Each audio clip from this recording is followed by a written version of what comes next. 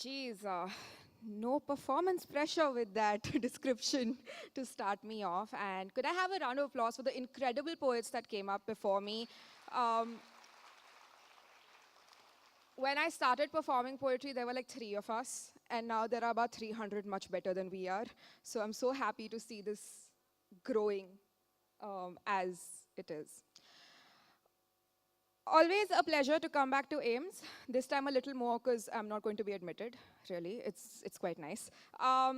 Mental health and AIMS have an incredibly long association for me. The organizing chair of this conference you're sitting at, his name is Dr. Nand Kumar. He's sitting here. And he was my first psychiatrist. I'd been to therapy before. It did not work. And finally, after much haranguing, my parents took me to a psychiatrist. He gave me possibly the lowest dose of SSRIs he could. But that's not what helped. What helped was the fact that he gave me validity. When you're younger, you're told, why are you angry? Why are you sad? Why are you feeling this way? He didn't say that to me. He told me I'm allowed. A lot of times when we speak of mental health, we forget that cognizance is important. Validity is important. To give witness to someone's health is important. We keep trying to shove away negative emotions. We keep trying to push ourselves to a happier place. Sunshine is not 24/7. Mental health, at least for me, at least from what I've learned through years of practice, therapy, doctors, friends, is as simple as accepting that you have a spectrum of emotions and you can be capable of dealing with them. This lesson is important and not one I imbibe very well. I'm terrible at it personally. I don't know about you. The one thing I lack is patience. I'm so bad at patience. I keep talking about how, I work in public policy, so I talk about how change happens slowly. We must all be patient. And then when my grant proposal doesn't go through, I just scream and shout and be really mean to people. So I wrote this to myself some time ago, and I think it might echo with a few of you. It can wait, all of it. There is nothing you can do with this breath that you cannot do with your next. There is no miracle to this moment. The one after will be just as capable of being canvas to your magic. There is no glory in this blink. The world will hold still for you to close your eyes for once. This is the reminder of the insignificance of this particular moment. There will be significant ones, but this one, you're allowed to release your clutch on. You are slave to the memory of inability. Call it rest for once. Pick up a dictionary and scribble out the words that were fed to you as rewards. Read it again. Do you see how many have tattooed themselves like curses under your skin? All these promises you carry draped over your shoulders. You're allowed to take them off sometimes. Just long enough to breathe again. Just long enough to get feeling back into your numb back. Long enough to remember that you are not a beast of burden. You're just a beast. Warm, soft. You're allowed to curl up and rest when your heart asks you to. It is okay to say yes. It will wait. All of it. Sit. Now, I only wish I could imbibe this poem as, with as much vociferousness as I say it out loud. Coming back to what I said about dealing with sadness.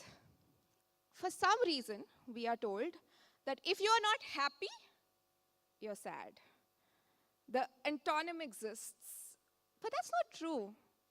You live on such a spectrum of emotions, don't you? There might be times when you're neither, there might be times when you're both.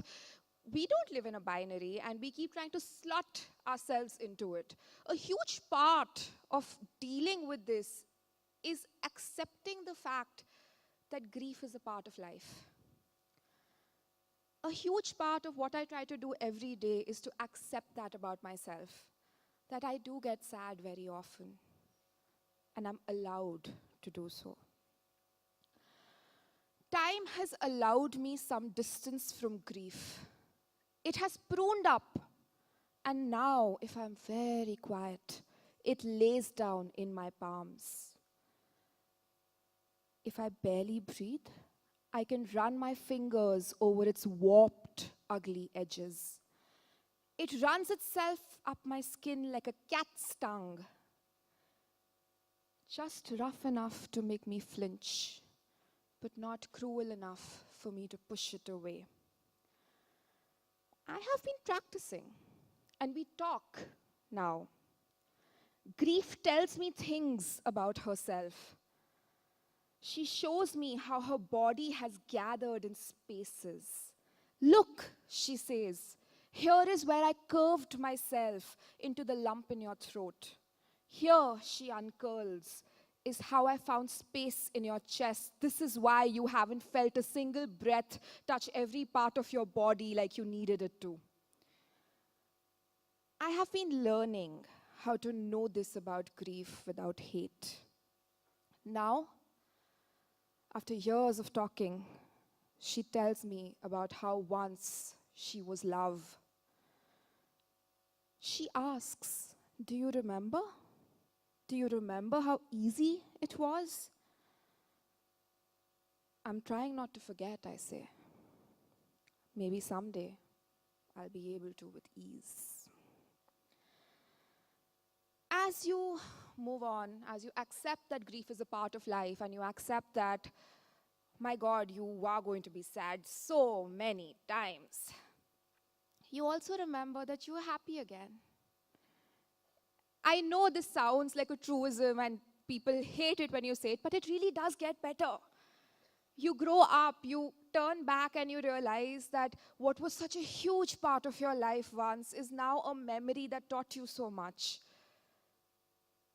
It happened to me. It happened because I reached out for help. It happened because help came to me when I needed it to. It happened because there were so many people around me who were invested in my care. I was lucky, and I understand that so many people aren't, and it gives me so much joy that all of you sitting here probably are going to help someone else. It's that method of passing love on. It's that method of passing hope on. I hope today when you go back, you reach out to someone and remind them that they're worthy of being loved. That one remembrance, that one reminder, that one moment of being felt as a real person can change lives. It definitely did change mine. One day, when you're on the floor, much like you are today, and your eyes ache with how much sadness they have poured out, much like they are today, and your head hurts, tired of all the empty it's been carrying, much like it is today, you will stare at the corner of the room where wall meets wall and wonder how the color of the lamp you saw on your way home will look spilling across your lap. You will pause and think of how it will play with your ankles and dapple against your toes. You will think of how it will make you smile. You will remember then that you can smile, and your mouth will stretch, if only in memory. You will go back to sorrow, of course, but you will find its grip on you a little looser than you have always known it. You will scramble back to the pain, and it won't take you back. You will know that abandonment is not always cruel. You will learn that healing means that you have to stop letting go of hurt and allow it time to let go of you. That was my set, ladies and gentlemen. Thank you so much for listening to me.